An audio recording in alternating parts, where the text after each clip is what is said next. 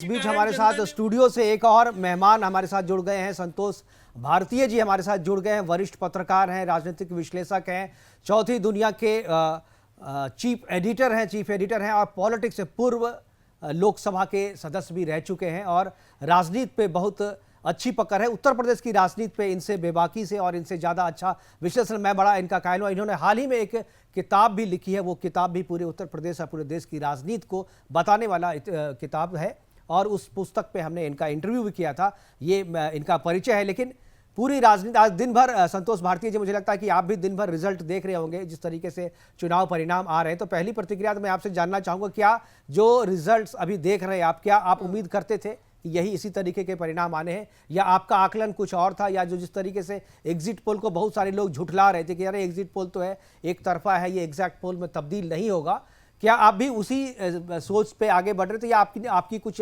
अलग अपनी सोच थी या आपको लगता था कि नहीं रिजल्ट कुछ अलग आने वाला है इससे? देखिए, इस रिजल्ट ने मुझे भी चौंकाया।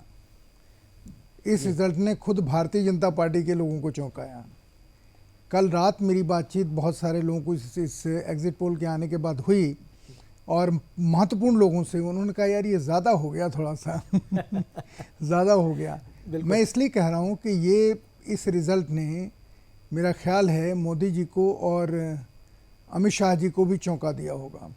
और ये जो चौंकाने की बात मैं कह रहा हूँ वो इसलिए कह रहा हूँ कि इसके पहले जिस तरीके की प्रतिक्रिया आ रही थी, जो प्रवक्ताओं के अलावा आ रही थी, कोई देने को तैयार नहीं था।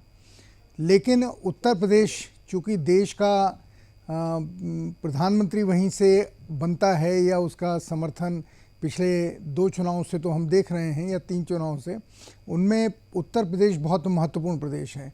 और जो कारण रहे जीतने के मोदी जी के या अखिलेश के हारने के, उनके ऊपर बातचीत करना ज़्यादा बेहतर है।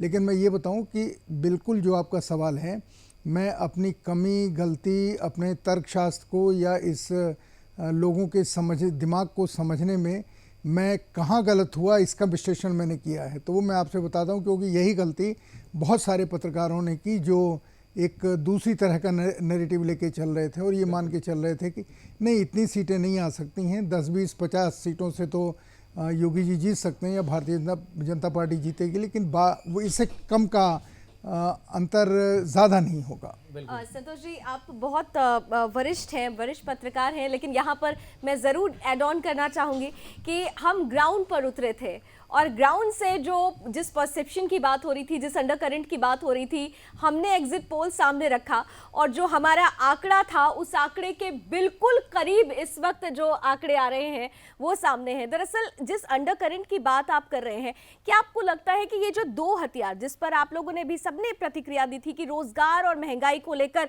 कहीं ना कहीं से एक बदलाव आएगा, लेकिन बार बार साइलेंट वोटर्स, जो महिलाओं को मैंने देखा, एक परिवार में अगर 5 सदस्य हैं जिनमें अगर 2 महिलाएं हैं, तो उन्होंने सीधे सीधे वो ऐसे चाहे जो बोल रही हूं, लेकिन उनको पता था कि उनको आखिरी मोमेंट पे बटन कहां जाकर दबाना है।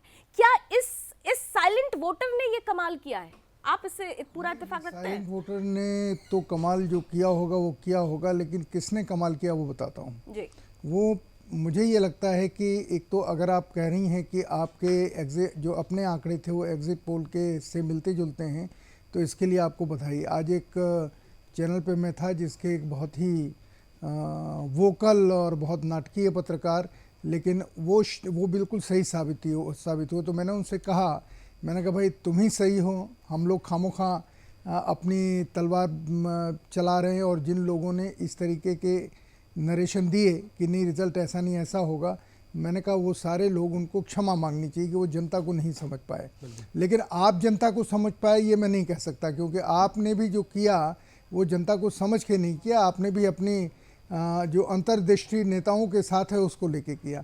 मैं आपको बताऊं सर, ये आरोप है, ये हम ग्राउंड पर उतरे थे, ये आरोप है और इसको मैं ये करूंगा। नहीं, ये आरोप नहीं है, इसलिए कि मीडिया के 2 हिस्से हो गए थे पूरे तौर पर, और जो लोग तर्क दे रहे थे उस तरफ के, उनके तर्क समझ में हमारी समझ में नहीं आ रहे थे, क्योंकि जो सत्य हम देख रहे हैं, हम तो ये देखेंगे ना कि लोग क्या कर रहे हैं। जो आपने तो एक चीज़ तो संतोष जी, एक चीज़ तो होगा ना, अगर मान लीजिए जो बात कह रहे हैं, आपकी बात अगर सही है, तो ये जो परिणाम आया है, तो इस परिणाम के लिए आपके पास क्या तर्क है? मैं बता रहा हूँ ना जी। देखिए, आपने अभी क्या कहा, आप लोगों ने कहा कि महंगाई, बेरोजगारी, किसान आंदोलन और खासकर नौजवानों के जो आंदोलन हो रहे हैं, इनका हम लोग इनको देख करके अंदाज कर रहे थे कि रिजल्ट इस तरीके का आएगा, क्योंकि या तो मोदी जी के खिलाफ तो ये चुनाव है नहीं, ये तो योगी जी के खिलाफ है। तो ये अभी मैं एक चीज़ और आपको बताता हूँ, आपको पता है कि नहीं पता है। तो हम लोगों को लग रहा था कि उस तरीके से हम विश्लेषण कर रहे थे लोगों का, और जिस तरीके से लोग वोकल थे उससे हमको लग रहा था कि मेरे जैसे सोचने वाले इसी तरीके से, मतलब मैं मेरे जैसे नहीं, इस तरीके से सोचने वाले लोग जो तर्क दे रहे हैं वो तर्क शायद सही है। लेकिन हम जिस चीज़ को नहीं समझ पाए कि ये चुनाव विचारधारा का चुनाव नहीं है, ये चुनाव अपने पेट का चुनाव है।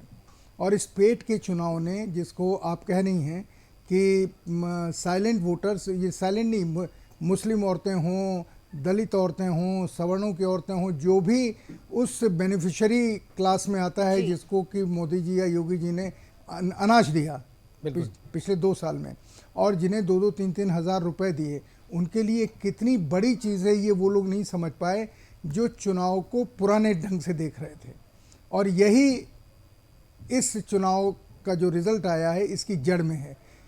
बाकी लोगों ने तो अपने अपने विचारधारा के जो हिसाब से बेनिफिशियरी योजनाएं थी, उन योजनाओं का प्रतिफल जो है, या उसका जिस तरीके से लास्ट में मोदी जी ने कहा कि आप नमक का हक अदा कीजिए, तो क्या नमक का हक जनता ने अदा किया? लेकिन एक चीज़ मैं इसमें ऐड ऑन करूंगा, आपसे आपकी राय जानना चाहूँगा इसमें। जैसे आपने कहा कि बेरोजगारी और जो महंगाई है ये मुद्दा नहीं, इसको लेकर के आकलन जो थे वो गलत थे। लेकिन मुझे लगता है कि नहीं, महंगाई और बेरोजगारी ये दोनों मुद्दे थे, और युवाओं ने या वोटर ने इस मुद्दे को ध्यान में रखकर भी वोट किया।